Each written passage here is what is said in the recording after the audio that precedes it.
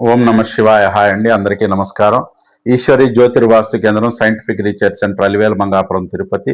నేను మీ శివకుమార్ కాగిత. 2026 మార్చి ద్వాదశ రాశుల ఫలితాల్లో భాగంగా వృషభ రాశి.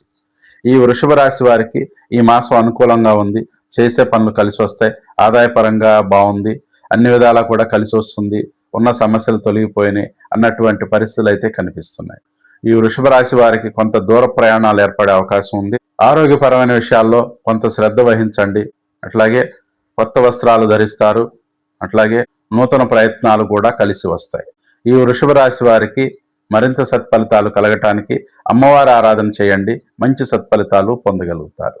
అట్లాగే ఈ వృషభ రాశి వారికి అనుకూలమైనటువంటి తేదీలు 7, 8, 9, 19, 20 తేదీలు, 23, 24, 28, 29 తేదీలు, అట్లాగే 1, 2 తేదీలు కూడా అనుకూలంగా ఉన్నవి. ఆయా తేదీల్లో చేసే పనులు మీకు మంచి సత్ఫలితాన్ని కలిగిస్తాయి.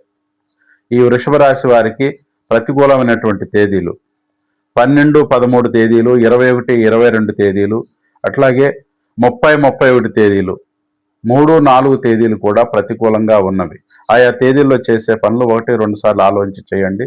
మంచి సత్ఫలితాలు పొందగలుగుతారు. Thank you.